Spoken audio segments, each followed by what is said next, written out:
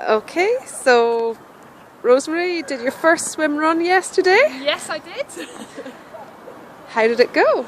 It was amazing.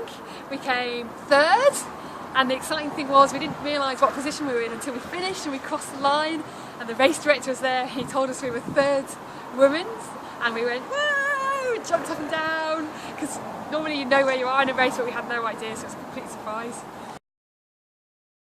And you can see what our t-shirt says. I suffered and survived. Both of us did. We suffered together. Team effort. Team effort, definitely. So, what was your favourite bit of the race yesterday? My favourite bit. I really enjoyed the pass through the woods. It's my favourite kind of running. So lots of the trails were kind of winding through the trees, and we had like pine needles and roots to kind of weave through, and it makes the running seem less. Doesn't feel as hard work as when you're plodding along a pavement.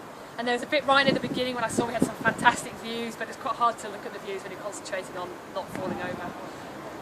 And what about the hardest part of the race? Hardest part, that's definitely. We had a long swim to do, the longest swim across the lake, which was quite hard, and there were some evil killer weeds that came and spiked us, we had to swim through them. But the worst bit was after that, because we ran about 200 metres and we didn't really warm up, and we had to get straight back in the river. And the river had quite a strong current, and we were swimming upriver, so that was really hard because it felt like we were battling against the current. And then we got to a part where there were some trees falling down across the river, and we had to kind of scramble out around these trees, and I was holding on to it. I could feel the current pulling me, so that was quite difficult because we were cold and it was hard work, and we were just a bit disorientated after the long swim as well. And you found that hard, but was that the worst part of the race? Or was there? I think that was the worst part, probably. Although there was a long road run after that, which was a bit dull, but that was just dull rather than worse. And how are you feeling after the race now? I'm feeling quite, well, obviously I'm quite tired, but it's a very nice sort of tired feeling because you know your body's been working hard.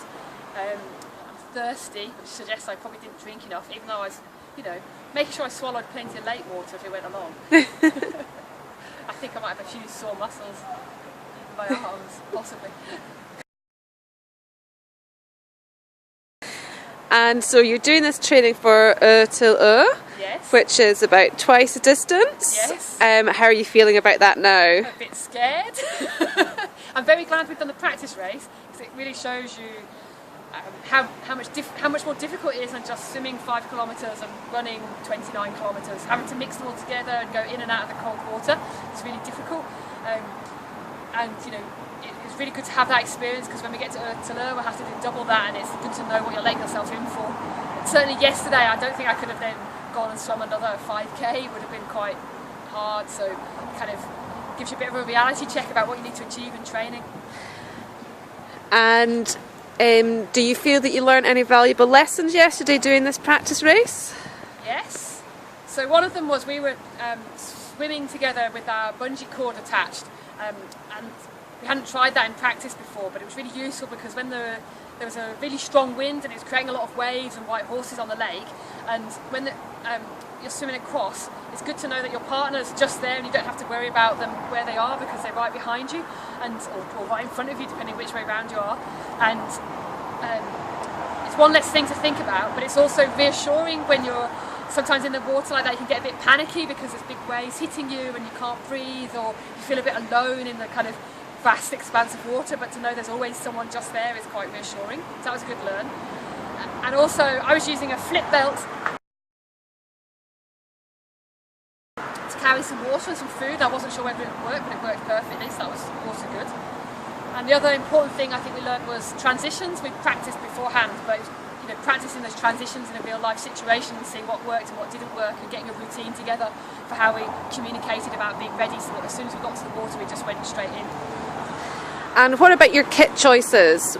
You spent a lot of time thinking about kit over the last few weeks. Yes. Were you pleased with those choices? Is there anything that you think you would change? Yeah, so kit worked really well.